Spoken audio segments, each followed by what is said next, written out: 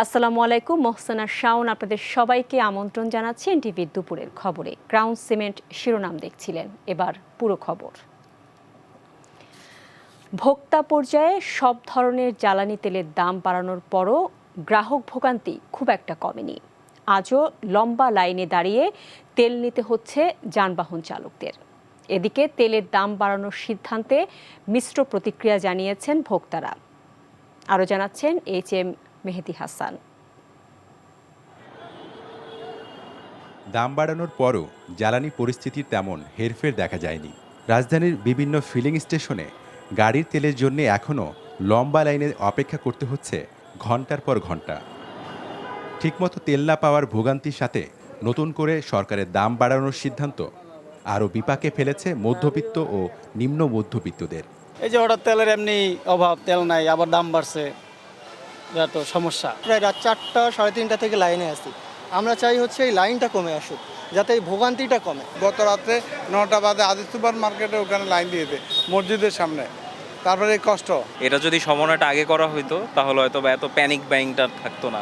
সরকারের সিদ্ধান্ত ride share করে জীবিকা নির্বাহ করা চালকদের জন্য যেন গোদের ওপর বিষ ফোড়া। তেল নিতেই যদি হাফ বেলা চলে যায়, হাফ বেলা কি এরকম হচ্ছে যে একদিন পুরো তেলেতেই চলে যায়। অ্যাপসের মাধ্যমে যদি মনে করেন এরকমভাবে পুষায় বাড়ায় দেয়, তাহলে আমাদের পুষবে, না হলে পুষবে না। সরকার বারবার তেলের পর্যাপ্ত মজুদ থাকার কথা বললেও সরবরাহ কম থাকায় ঠিকমতো তেল দিতে পারছেন না বলে জানান বিভিন্ন ফিলিং স্টেশনের স্টাফ। গাড়িতে তেল কিছুক্ষণ আগে পেয়েছে, গাড়ি আসতেছে, গাড়ি আসলে আমরা তেল দেওয়া শুরু করবো। সম্ভবত 1টা থেকে 2টার মধ্যে গাড়ি চলে আসবে পাম্প। তেলের দাম বাড়ার ফলে নিত্য প্রয়োজনীয় সব পণ্যের দাম যেন হু হু করে না বাড়ে, সেদিকে মনোযোগ দেওয়ার দাবি সাধারণের।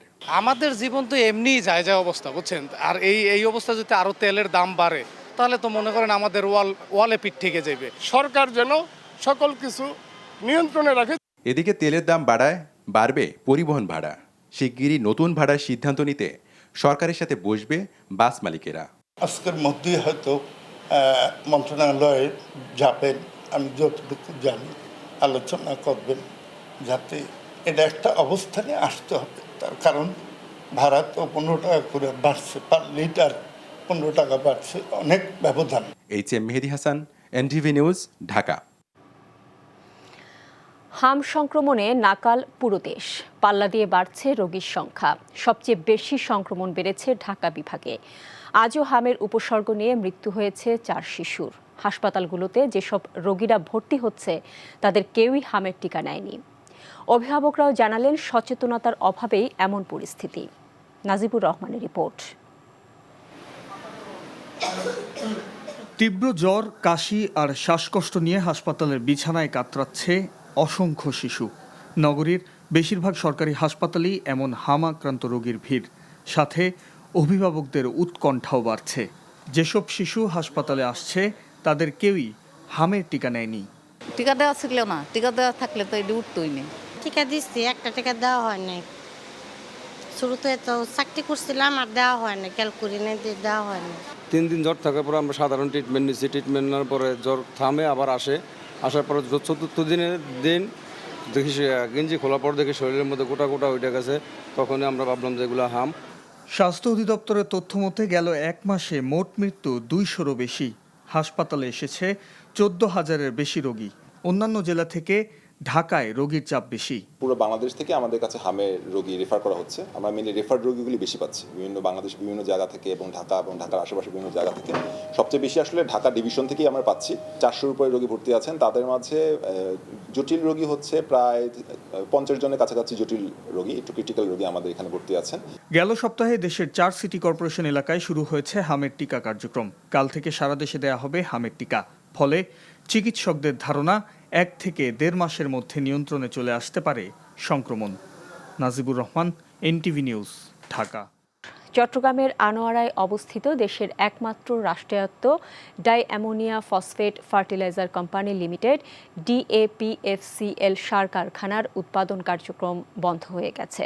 শনিবার সন্ধ্যায় অ্যামোনিয়ার মজুদ শেষ হয়ে যাওয়ায় কর্তৃপক্ষ কারখানা বন্ধ ঘোষণা করে। অ্যামোনিয়া সরবরাহ পুনরায় চালু হলে কারখানার উৎপাদন শুরু করার কথা জানিয়েছে কারখানা কর্তৃপক্ষ। জানান, দেশের কৃষি খাতে সুষম সার ব্যবহারের নিশ্চয়তা এবং নাইট্রোজেন এবং ফসফরাস সমৃদ্ধ যৌগিক সারের ক্রমবর্ধমান চাহিদা পূরণের লক্ষ্যে শিল্প মন্ত্রণালয়ের অধীনে বিসিআইসি নিয়ন্ত্রিত এই কারখানাটি প্রতিষ্ঠিত হয়। চট্টগ্রামের আনোয়ারা উপজেলার রাঙ্গাদিয়ায় স্থাপিত কারখানাটিতে দৈনিক ৮০০ মেট্রিক টন উৎপাদন ক্ষমতা সম্পন্ন দুটি ইউনিট রয়েছে, কিন্তু গত ৪ মার্চ গ্যাস সংকটের কারণে Chittagong urea fertiliser company limited CUFL এবং কর্ণফুলী ফার্টিলাইজার কোম্পানি লিমিটেড কাফকোতে ইউরিয়া সার ও অ্যামোনিয়া উৎপাদন বন্ধ হয়ে যায়। ব্রাহ্মণবাড়িয়ায় তিতাসের ৩১ নম্বর কূপের খনন কাজের উদ্বোধন করা হয়েছে। সকালে জেলা শহরের বুদলে এ কূপের খনন কাজের উদ্বোধন করেন পেট্রোবাংলার পরিচালক AKM মিজানুর রহমান এবং BGFCL এর ব্যবস্থাপনা পরিচালক প্রকৌশলী মোহাম্মদ আব্দুল জলিল প্রামাণিক। এ সময় প্রকল্প পরিচালক জানান, আগামী ২১০ দিন সময়ের মধ্যে ৩১ নং কূপের খনন কাজ শেষ হবে। খনন কাজ সফলভাবে সম্পন্ন হলে জাতীয় গ্রিডে ১৫ মিলিয়ন ঘনফুট গ্যাস যুক্ত হবে। কূপটি খনন ব্যয় ধরা হয়েছে বাংলাদেশি মুদ্রায় ৫৯,৪২৫ কোটি টাকা। ৩১ নম্বর কূপের খনন গভীরতা ৫,৬০০ মিটার। বাংলাদেশের রোগীদের স্বল্প খরচে উন্নতমানের সেবা প্রদানের আগ্রহ প্রকাশ করেছে ব্যাংককের BNH হাসপাতাল। সরকারি বেসরকারি অংশীদারিত্বের মাধ্যমে থাইল্যান্ডের চিকিৎসার ওপর নির্ভরশীল বাংলাদেশি রোগীদের সহায়তা করতে এমন আগ্রহের কথা জানায় হাসপাতালটির প্রতিনিধি দল। হাসপাতালের সহকারী পরিচালক ডাক্তার আপিচাই চাইয়া রোজের নেতৃত্বে ঊর্ধ্বতন কর্মকর্তারা আজ ঢাকায় প্রধানমন্ত্রীর বিশেষ উপদেষ্টা ডক্টর M ফরিদুল ইসলামের সঙ্গে সাক্ষাৎ করেন। এ সময় উপস্থিত ছিলেন BNH এর স্পাইন স্পেশালিস্ট ডাক্তার আর্থিত হং ভানিত, ওভারসিজ মার্কেটিং বিভাগের ম্যানেজার জারেনিয়া জিউজিন্দা এবং ASEAN marketing executive Nguyen Thi Hung Giang. সহযোগিতা প্রকল্পের প্রধান প্রস্তাবক ফ্লাইমেডির প্রধান নির্বাহী কর্মকর্তা এবং BNH এর বাংলাদেশ পরামর্শক সামিউল হাসান আন্তুও। ডাক্তার মোহাম্মদ ফরিদুল ইসলাম বলেন, দেশ ও জনগণের কল্যাণে আসে এমন যে কোনো অংশীদারিত্বের সুযোগ কাজে লাগাতে চায় সরকার। অন্তর্বর্তীকালীন সরকারের সময়ে ইসলামী ধারার ৬টি ব্যাংক থেকে ছাঁটাইকৃত কয়েক হাজার কর্মকর্তা কর্মচারীর চাকরি ফিরিয়ে দেওয়ার দাবিতে মানববন্ধন করেছেন চাকরিচ্যুতরা। সকালে রাজধানীর দিলকুশায় মানববন্ধনে ইসলামী ব্যাংক ছাড়াও ফার্স্ট সিকিউরিটি ইসলামী ব্যাংক, ইউনিয়ন ব্যাংক, আল আরাফা ইসলামী ব্যাংক, গ্লোবাল ইসলামী ব্যাংক এবং সোশ্যাল ইসলামী ব্যাংকের চাকরিচ্যুত কর্মকর্তারাও অংশ নেন।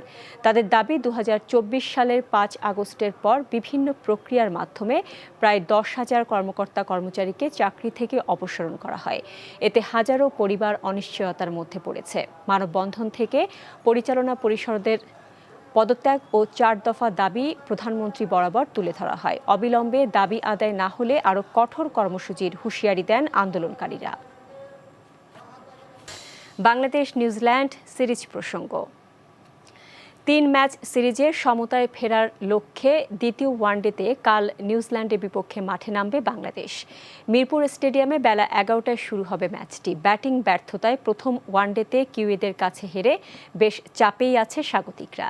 নিজেদের মাঠে কম শক্তির নিউজিল্যান্ডের কাছে পরাজয়টা হতাশাজনক হিসেবেই দেখছেন দলের পেসার শরীফুল ইসলাম। তবে ম্যাচ পরাজয়ের জন্য শুধুমাত্র ব্যাটারদের দায়ী করছেন না তিনি। সিরিজে দ্বিতীয় ওয়ানডে জয়ের বিকল্প নেই মিরাজদের। এমন অবস্থায় স্বাগতিকদের জন্য সবচেয়ে স্বস্তির বিষয় ইনজুরি কাটিয়ে মুস্তাফিজুর রহমানের দলে ফেরা। প্রথম ওয়ানডের ভুল শুধরে তাই দ্বিতীয় ম্যাচ জিততে মরিয়া হয়ে মাঠে নামবে বাংলাদেশ। আমরা হেরে যাই, আমাদেরও খারাপ লাগে, ব্যাটসম্যানদেরও খারাপ লাগে। সো এখানে আমরা যদি আরেকটু ভালো বোলিং করতাম হয়তো তাদের জন্য ইজি হতো। সো মনে করবো যে ইনশাল্লাহ নেক্সট ম্যাচে ব্যাটসম্যানরা খুব ভালো করবে, আমাদেরকে সাপোর্ট দেবে, আমরাও তাদেরকে সাপোর্ট দেবে, দলগতভাবে আমরা ম্যাচ উইনিং আনবো।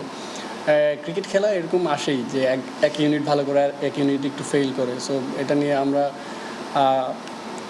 আশাবাদী যে নেক্সট ম্যাচ ইনশাল্লাহ ভালো করবো। এই ছিল দুপুরের খবরে। এই খবরের ভিডিও সহ আপডেট জানতে ভিজিট করুন NTV অনলাইন www.ntvbd.com। এছাড়াও NTV জনপ্রিয় সব অনুষ্ঠান ও খবরের আপডেট জানতে ভিজিট করুন আমাদের ইউটিউব ও ভেরিফাইড ফেসবুক পেজ। 5টায় দেশের খবর দেখার আমন্ত্রণ রইল। এতক্ষণ সাথে থাকার জন্য সবাইকে ধন্যবাদ।